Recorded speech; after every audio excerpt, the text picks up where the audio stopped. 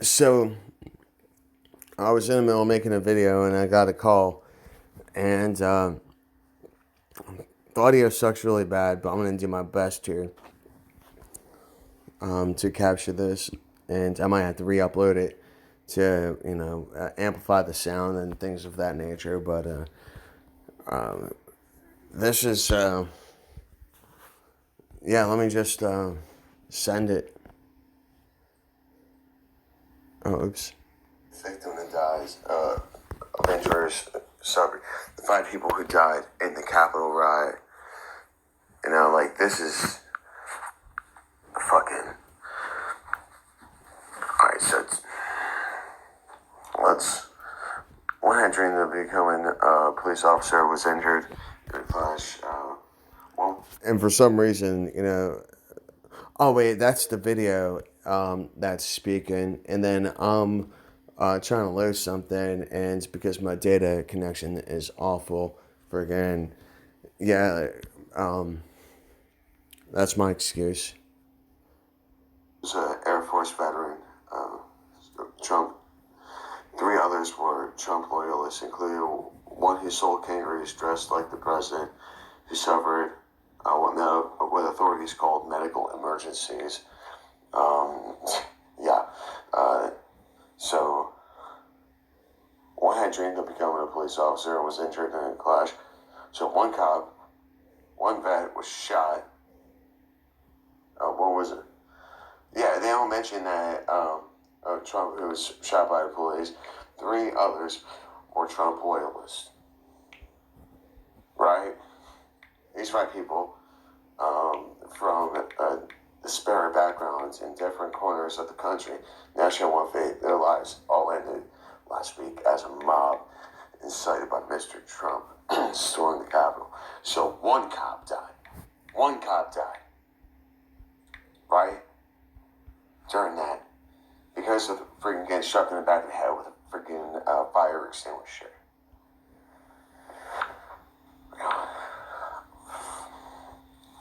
And then freaking Capitol officer becomes 5th victim that dies of injuries. These are the 5 people. U.S. cop off duty after insurrection.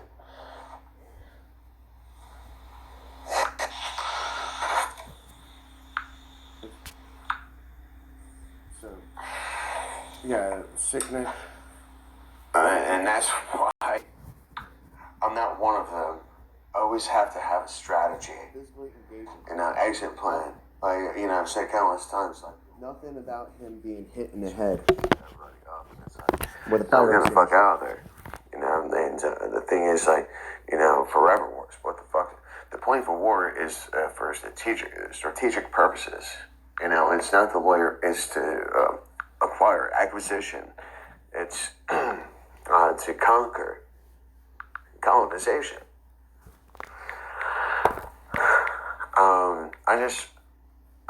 I'm sorry, I'm having a hard time right now, and I just want to say, because I kept on, hearing all these deaths, put out of context, but, that's the thing is, either way, just raising awareness of suicide.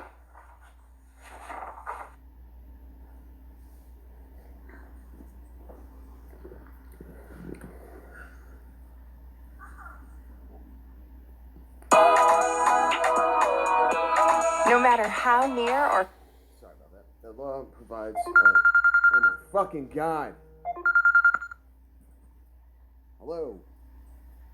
Hi, I'm trying to reach Matthew. Yeah, what do you want? Who is this? My name is Martha Varela. I'm returning a call that you had put in earlier today.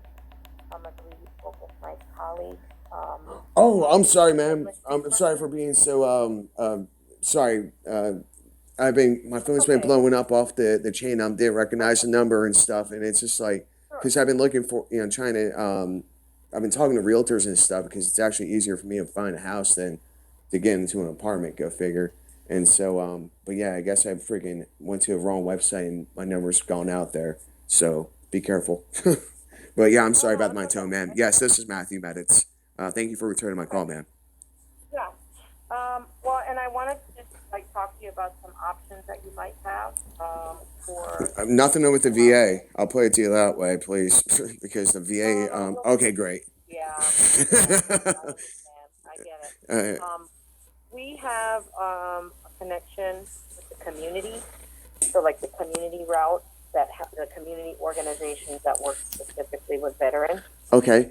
So we've been kind of rerouting everyone, unfortunately, away from the VA as well. I appreciate your effort. Oh my goodness. Yeah, because Faster route for us. well, yeah, well, it is a disaster, specifically for me because it's like, like they've let this, these 8 years of my, transition just go to crap, and it just, they want to blame me for, just my PTSD, and it's like, no, I'm being. Colleges have, preyed upon me. My apartments have preyed upon me. I can't get any legal help or anything like that, and that's why I'm in this situation. It's not. I just need like, some help. So No, I gotcha. thank you, All ma'am. right, so let's do this. Yeah, no, let's no problem. So tell me, and if you don't mind, again, I don't. By all means, ma'am. Rip the Band-Aid off. Oh, by all means. If you could, okay, if you could just give me sort of like a synopsis or an overview of like what's the situation, and then I'll just kind of brainstorm like what your options. Because there's a lot of resources out there. I have to say, the issue is they're hard to get. The people that are working with, some of these services aren't the most competent. I'm sorry, I don't. I love your attitude. We speak the same language, ma'am. Yeah, so we were trying to set up things in a way where we partner and collaborate with other veterans. So we, support the vet sort of peer model, which we find to be the most successful because vets are the only ones that are going to look out for vets. I mean, at the end of the day, right. Unfortunately, some of these staff people in some of these organizations aren't vets. And again, no disrespect, but you don't understand the issues. Sometimes it's hard then to get that. Right. That's the worst is people, like that have never, like, they just went to college and then they're going into this role and it's like, and I mean, like I said, I've been considered a domestic terrorist since 2013 and whatnot, just because people got scared or because I was questioning them and stuff. I didn't do anything wrong or anything like that, but my reputation has been destroyed, and especially with all the rhetoric going on in the news right now. I mean, and it's like, everyone thinks that, especially being an infantryman, like everyone thinks that when I don't have my way, I'm just going to shoot them in the face. And it's like, no, that's not how it works. I'm sorry, and it's really disheartening and, discriminatory and whatnot. Yeah. It really is. I'm not a murderer. I'm not a killer. I don't have my way. Freaking, I don't, act out and stuff, push the kids down on the playground. That's not my MO. If anything, other kids would push me down. So, but, Okay. yeah, I'm sorry. No, you're fine. So just give me kind of like an overview of kind of what's the situation and kind of what has led up to the situation, and then I'll give you some options for what we can do, and then you can let me know what option you think would be most comfortable. Okay. Well, I guess the easiest thing to do is start from about 2 years ago, and I was traveling across the country and camping and whatnot, and my trailer with all my equipment and everything got stolen, like including the trailer, and so I had to reside in Albuquerque, and at that my first apartment there, my landlord tried to illegally evict me twice, and I went to court. I didn't have to speak the first time. The second time, she didn't even show up because she had no case and whatnot. And right then and there, I should have had a freaking lawsuit. I tried finding lawyers, but no, there's too much. I mean, of a buddy system out there. I digress. Moved, and right before, a month before I left that apartment, a guy kicked down my door armed with a gun, and freaking the police didn't do nothing. Or they didn't do nothing. Just like when I got attacked and there was witnesses, no one did anything. Anyway, so moved out in What year was that? this is 2019, and so that happens in November. Like pretty much between like I moved to that first place beginning of April to November, and then I got into a new apartment, and within my second day, I was already getting harassed and bullied and stuff on that property. And it had my car got booted. They damaged my window with by putting a sticker on it. Then they realized like, oh yeah, this is illegal, and so they took it off. But they scratched my window all up and everything. Then it just issues there. I ended up moving out of there a couple months early, or in February of 2020. My new apartment, I had. And my neighbors were unruly, making constant noises, attacking. I've been spit on. I've been, like they throwing things at my, door and everything. My apartment was not getting maintenance and whatnot. I ended up getting out of that lease in June, and I've been, I made it my way back east. Went to South Carolina to stay in an extended stay hotel. Unfortunately, in June, apartment that I had in Fredericksburg, Virginia, that I gotten out of in November of 2000. Pardon me. Yeah, my memory. Yeah, because I left my apartment in 2000. Actually, hold on a second. No, I freaking got my years mixed up. It was November of 2019 when I left Fredericksburg and whatnot. So, and then 2020 is actually when I went to Albuquerque and all that happens. I'm sorry.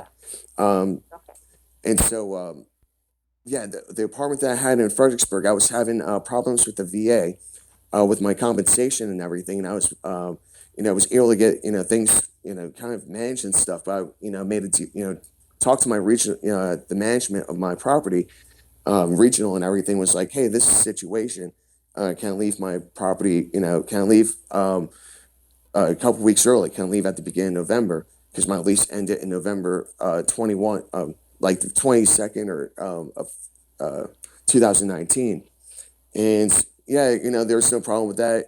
At the very, if we can't rent it out in that time, then you'll be, have to owe the rest of the month's rent. And I was like, okay, I can, handle that. Still didn't make sense, but I could still handle that. Unfortunately, they tried charging me $3,000 for moving out 21 days early, and I stayed there for over 2 years, and so. I disputed, I was like, no, that's like completely inaccurate. Then it went down to 2,000.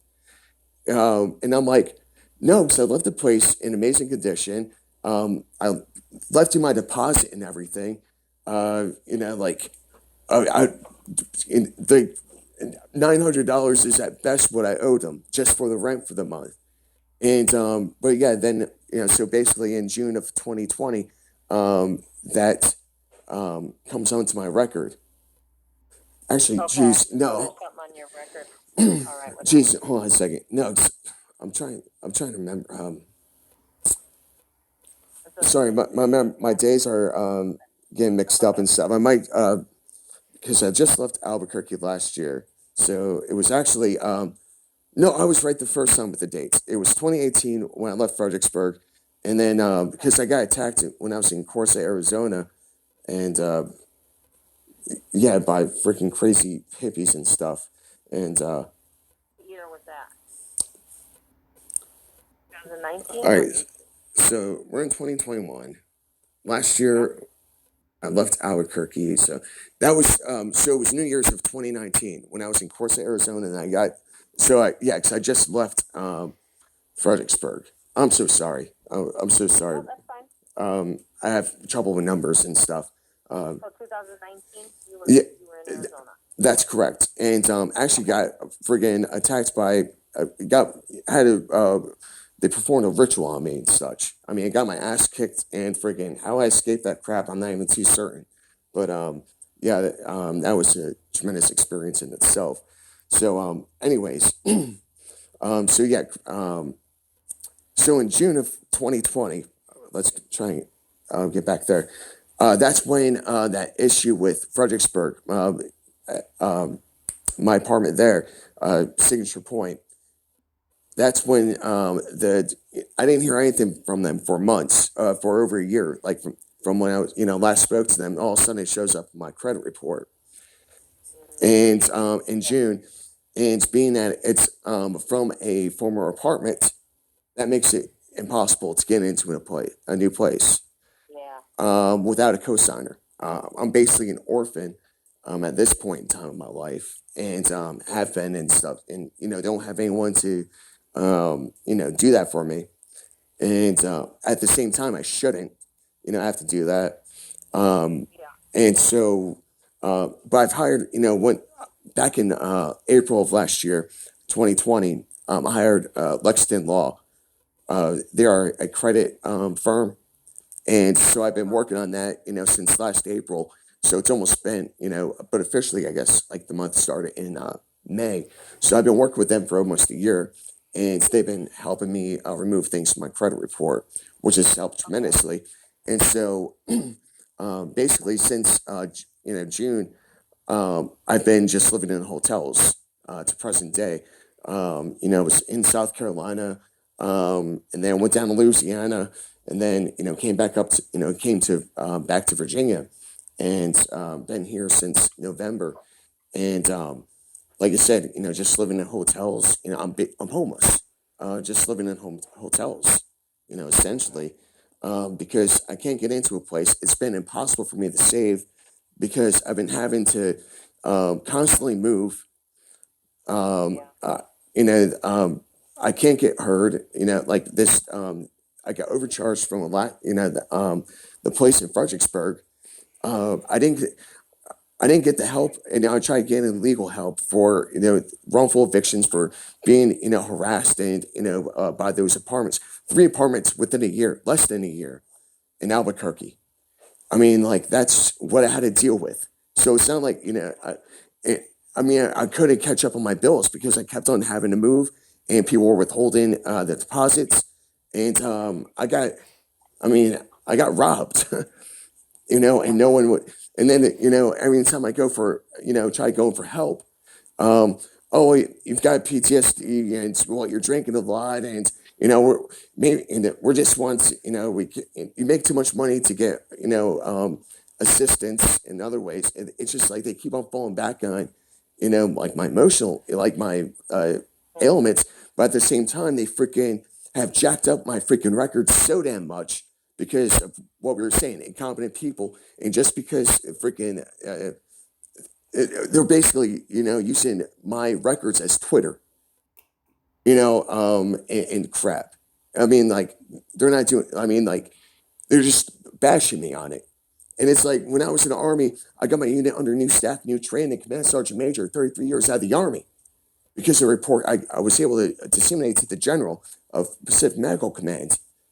I was in a warrior transition unit and everything. I got things done. I'm, like that was like, I wasn't getting help then, and it's like they freaking diagnosed me PTSD, but because I scored too high on the test, apparently for their studies or whatever else, they reversed the diagnosis back to adjustment disorder.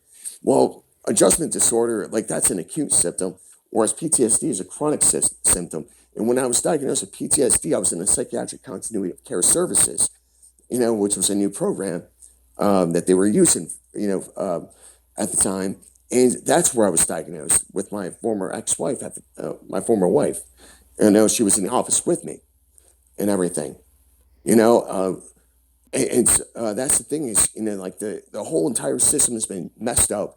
And just because I'm not afraid to speak up and everything, like I get demonized, like people have cried wolf on me so many damn times, like these, in colleges, I can't even go to any Virginia community colleges. I'm banned from the entire state of community colleges here. And I didn't do anything wrong. I might not have been right, but I don't deserve that. And the thing is, I was kicked out of 3 colleges when I was in Washington State, because that's where I moved to after I got out of the Army. And I was investigated by FBI because freaking people wanted to say, oh, we're scared of him. We don't know what he might do. He's concerned and blah, blah, blah. And it's like, like they're too afraid to do the right damn thing. And so I'm public enemy number 1. I'm a freaking lone wolf. Basically, that's what they think. And it's like, like they try to intimidate me. They try to scare me and stuff, and I don't move on them. And so they get nervous. I mean, they're cowards. That's all it is. It's just a bunch of damn cowards. And I've been fighting for my life ever since I got out of the Army. And it's like I'd much rather die overseas than come back home to deal with this crap. Luckily, I'm in April. April 8th is when I go for a week to this program called Warrior Path. It's down in Georgia. It's Camp Southern Ground. I believe that's the name of it. And they actually study, help people with post-traumatic growth and whatnot, which is something that a lot of people don't understand. It's like, I might have like post-traumatic stress disorder in certain areas, but I've experienced more growth from this than anything else. And it's like my answer is not to, if anything, I'm more of a pacifist at this point in time. Because I don't fight. I'm afraid to fight because if I do anything, oh, there he goes, and freaking, then I have to deal with that because I'm already a target and people are just waiting for me like to snap, and it's like, no. And so that's kind of like why, I've been alone all these years. I freaking, just have fallen out with my family again because freaking they want to lie and they freaking get on my case for when I, challenge them on that lie. And it's like, man, you're just trying to find a way to get rid of me again anyways. And then blame it on blame it on me because it's the easy way to go, because people don't want to take responsibility for their own shit. Yes, that's, kind of it in a nutshell. And that's actually probably the best I've, been able to describe that in a long time. Sure. Okay. So, a couple of questions I have. So you're physically in Winchester. Virginia? Yes, ma'am. Winchester, Virginia. And, can, will travel. All right. And you have. Yes, I've been, Like, what is it, the rule after the 3rd week you have to go? oh no, like luckily, excuse me. Luckily here, at this hotel, there's been people here staying like over a year and stuff. So it's kind of low key. So I've been here since, December, and yeah, it sucks. It's not like the most rundown place I've been in, but it's like can't even cook or anything like that. Just like microwave, refrigerator, and but that's I'm still able to get by, but it's like I said, just kind of out in the middle of nowhere too, and it's like. Yeah, and I don't have an address. Like that's one of the biggest things too. It's like I don't even have an address. I was trying to use my dad's and stuff, but like I said, we just had a falling out because people like to, yeah. Anyways, he's a true blue Falcon. So let's do this. Yes, ma'am. Now, are you registered with the VA over there? Yes, ma'am. Okay, what VA are you registered with? Oh, I haven't been to them. I'm not going there. Anyways, that's Richmond. I used to go to Richmond. I used to go to McGuire. You're registered. Okay, you're registered at the Richmond VA. Okay. I might be registered. Because I was going to like the one in Albuquerque, so I might. I'm registered there. I've been registered at the Richmond one. I don't know if it. I don't know how the damn system works.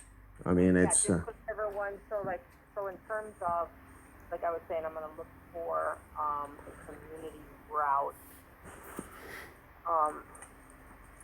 to try to filter you through so then we can circumvent the VA.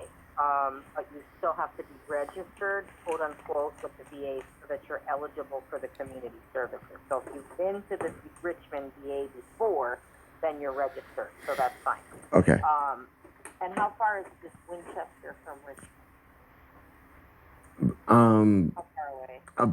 2.5, 3 hours. Okay. All right. But I'm actually, like I said, I'm trying to find a house and stuff, and I was actually looking down in that area, and I was actually, thinking about, trying to relocate down there. But at the same time, like you said, here in Virginia, they don't have, unless like, well, yeah, even the extended stay I was in Norfolk, we actually had a kitchen and stuff. That was only 28 days, or and stuff. So, yeah, if I go down there, then it's like, constant, gonna have to move again and stuff. And, at the same time, just gets, can't catch up. Yeah, no, I got you. Okay, so then my other question is, financial. How are you able to kind of keep, paying for the hotels and stuff? My VA compensation, Okay, so you're service connected? 100%, man. And yes, and then 30% through the Army and stuff. So, like I said, I'm like retired. I mean, well, like all I need is like, like I said, I'm trying to get a place in the next, month or so, like a house and everything. And it's like, but, it's just been so damn hard to actually save up and whatnot. And it's like, if I could actually, just go to a, shelter for, at least a month or so, like that's really all I'm at. Like, I'm not asking for, severe financial services or anything like that. It's So just, here's the issue. yes, ma'am. Okay, so let me talk here. Okay. So that is an option, home ownership, right? Obviously, and it's a more stable, a more permanent, a more long-term solution. Well, it's it's the cheapest route or the easiest route at this point. It could be. Now, here's the thing. Now, but you're eligible for full gamut of resources. Oh, I know. Okay, and so here's what I hear. You're chronically homeless because you've moved around in the last 2 years. You've moved around at least 4 times. Okay, there's what's considered a definition of chronic homelessness, which you fit. You've moved at least 4 times in the last 3 years. You've moved from South Carolina, Louisiana, Virginia, and Arizona. So that's 4 times since 2019. So you're eligible for chronic homeless services. Okay? And let me tell you what that consists of. All right. Now, on top of that, you're also 100% service connected. You've got the PTSD, and then you've also been assaulted and harassed and, everything else along the way. So you fit the qualification. Now, here's my suggestion, and again, I'm just from the outside looking in. Yes, now, ma'am. Because you're eligible for those services, what you would do is you would pay a percentage. Now, one of the services is the HUD-VAC program, and what that is kind of like the voucher program for the veterans. Okay, and because you've been chronically homeless, you can get into that program where you actually get a voucher, and that voucher offsets the cost of your rent. Now, they will also help, address the issue, because you do have an issue with that, whatever that's on your record. We can look at, if that would prohibit you from being accepted to the program. Some vets are able to get, and we have other resources too for legal help for you, so we can, look at that. But so that may or may not be a factor in preventing you. We could cross that bridge when we get there. Now, here's what I'm thinking. So if you're on the HUD-VAC program, you're recertified each year.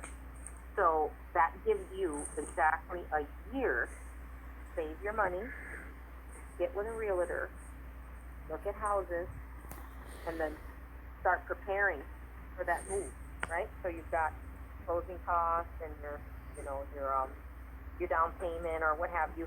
I mean, and you may not need a lot of money, but this will give you, just said, a year of time to save. Right. And so it might be, and then also too, like mentally, spiritually, physically. Right. You know, I've lost my you life. I don't want my wanna life back. yeah, you don't want to rush into.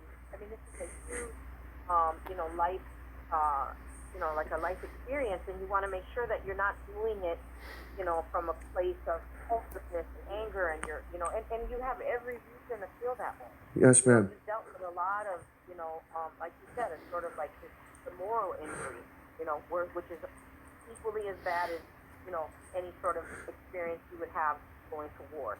So, and it doesn't feel good. It's hurtful. It makes you angry, and kind of like trying to understand why is this happening to you. You're the only one that gets it. Yeah, well, we're veterans here, so we get it. Thank So you. that being said, I just want you to understand that now you wouldn't qualify for there's two of them. So there's the HUD-VASH program. Now that's the other thing. Each state is different, so we have to look at what is the state of Virginia. Let me look that up really quick because this will determine. Now, for example, in LA, we have a larger income cap because the cost of living is higher. Right. So, what is the HUD-VASH? Income cap in Richmond, Virginia. So it would just take some, crafting. And again, if you're open to moving to, another state, maybe there's, we could find a state close by that has a higher HUD-VASH income gap. The maximum. Okay, so let's look it up right here. 4495. Does I mean, like, is that like just? I mean, because a lot of times VA disability and stuff doesn't necessarily count. Yeah. So this is saying, oh, geez, this is saying 25,000, and you make more than that a year. Oh yeah. I mean, That's Virginia. So that's Virginia. So let's see. Now let me plug it in. I mean, well, yeah, that's pretty much my problem. It's like I don't qualify for anything, and then if I could have gotten because I make too much, but the thing is, I don't make enough to freaking get the fence. Yeah, there. Okay, so here, yeah, see, it shows us different. Now, what's another city? And I'm not saying Los Angeles, but just in general, what are some cities that you would be open to looking at? I mean, I can't really move. I mean, like I wasn't trying to, I can't really relocate like that. Was that? Maybe I should move to fucking LA. I don't know if I should play the rest of this, but let me just say, friggin', you see what's on here.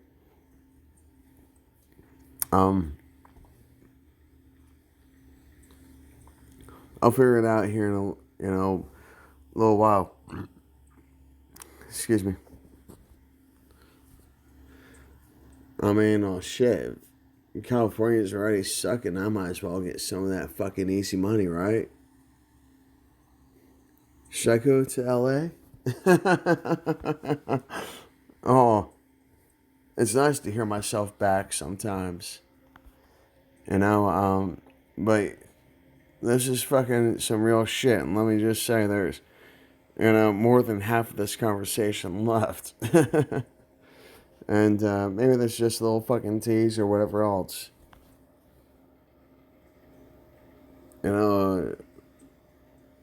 Maybe I should look into certain things. Imagine if I could get some fucking tax-free shit in California. Everyone's fleeing that fucking place. You want to talk about some fucking prime real estate. I've got indefinite income.